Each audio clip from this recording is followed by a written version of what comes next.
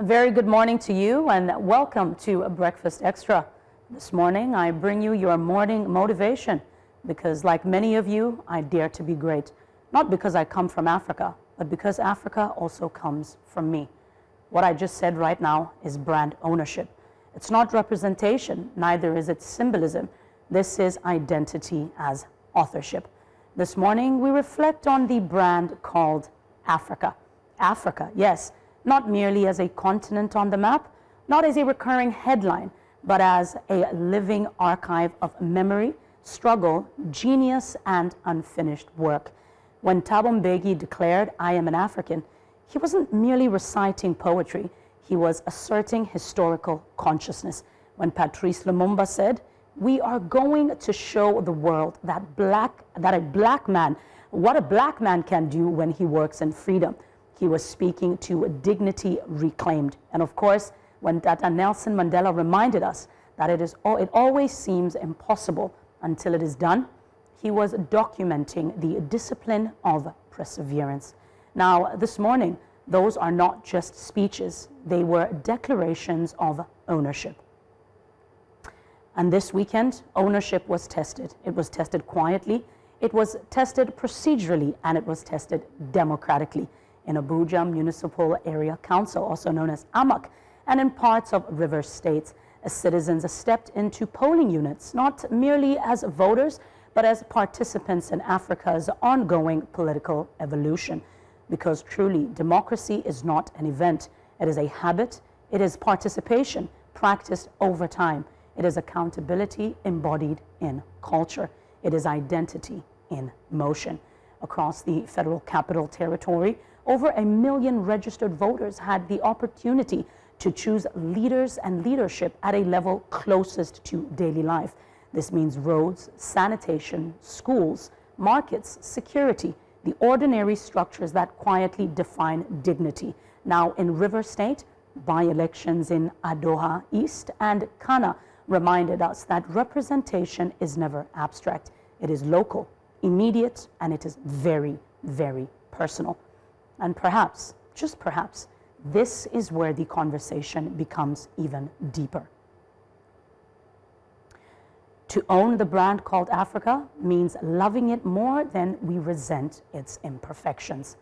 And I say this because this means restraining or resisting the ease to cynicism. It means understanding that withdrawal is also a political act. This also means recognizing that silence shapes outcomes just as much as participation does as well. Ownership looks subtle when you look at it with your own eye, but it looks like carrying identity with quiet confidence, not shrinking one's Africanness for global comfort, and not surrendering one's civic voice to intimidation. It looks like excellence as resistance. For centuries, Africa has been described through the language of deceit, poverty, instability, extraction.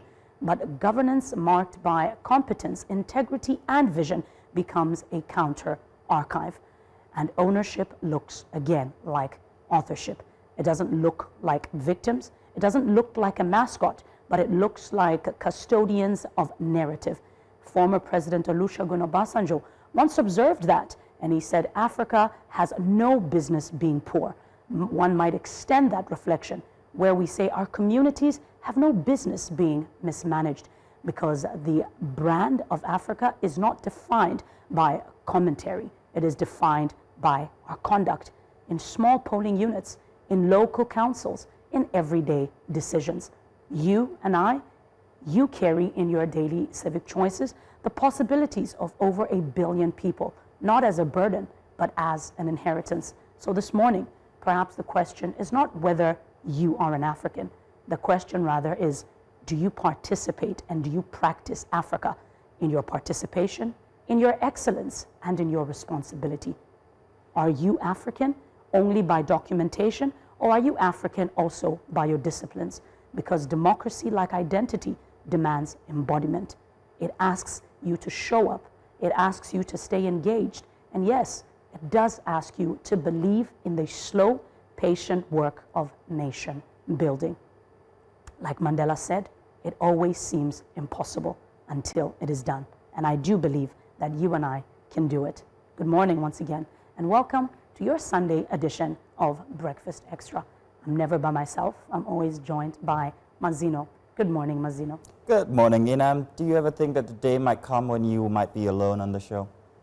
No, I do not think about that day. It could happen. I don't even wish for that day. Get ready for next week. Okay, welcome to Breakfast Extra. Yes, indeed. It was very interesting seeing the elections from yesterday, and today we get to see and wait for the results. So we'll be announcing that here on the show, and I hope you're as excited as I am, because I kind of like already knew what the results were going to be.